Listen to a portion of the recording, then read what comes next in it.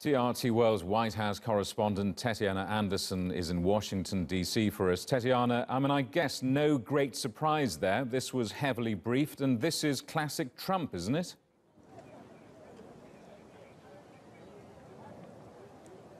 It is classic President Trump. We weren't expecting him to make this decision until Friday. He surprised us all yesterday when he announced via Twitter right after the White House press briefing that he would be making this announcement today, 2 p.m. Eastern Standard Time, which just passed, about his decision about the Iran nuclear deal. And of course, we know he has decided to pull out. This is leaving implications not just here in Washington, but of course around the world, specifically in the Middle East. And to talk more about that, I want to bring in Edmund Ghareeb. He is a former academic. He is a Middle East analyst.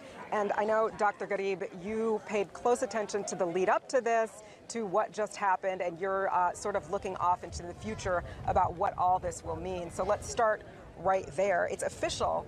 What happens next over the next several months? How does this play out? Well, basically, what we're going to see now, two things. First of all, the sanctions. Are they going to be imposed on all the product? For example, initially, some people thought that the administration might start with reimposing sanctions on oil, and that basically companies which buy and countries which purchase oil from Iran would have to reduce the amount substantively, some said by 20% within 80 days.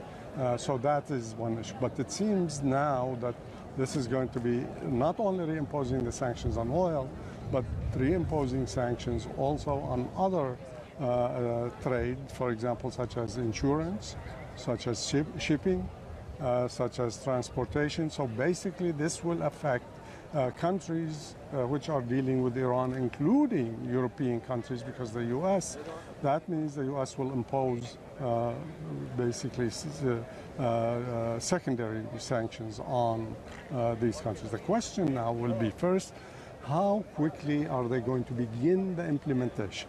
Will they do it very, very quickly, or will it take some time? And so that will, if it takes some time, that means that they want to leave some time, some room for the Europeans and maybe for Iran to see if they are going to come back to the negotiating table. Speaking of the Europeans, I want to interrupt you because it was the Europeans that really tried to appeal to President Trump to stay in the JCPOA. They clearly were not successful. We saw France's president come to Washington, followed shortly thereafter by Germany's Chancellor Angela Merkel. We heard the president say that he consulted with Middle East advisors about what to do here. We know that Saudi Arabia, Yemen, Israel were proponents of the United States pulling out of this deal.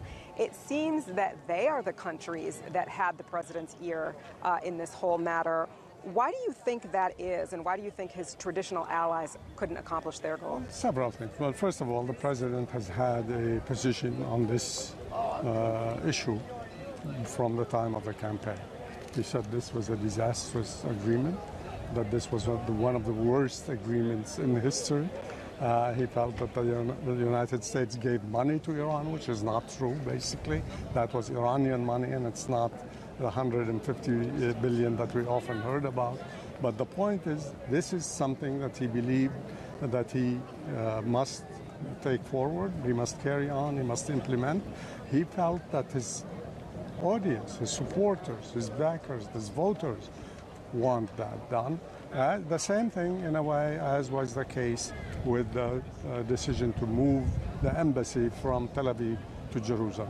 So basically, he believes that he's fulfilling a promise, a campaign promise, and that he's different from other presidents and other politicians, that he's a man of his word. So he was listening to these Middle Eastern allies as a way to give him permission to appeal to his base? Is that what you're saying? There's also a link, in addition to that, that these allies, their allies were close to the way he thinks, particularly the Israeli Prime Minister, who came out within the past week by claiming that Iran was working on nuclear weapons, but while actually everything was old, very, very old. So there was nothing new, at least as so far, that we have seen from it. And this was said by even U.S.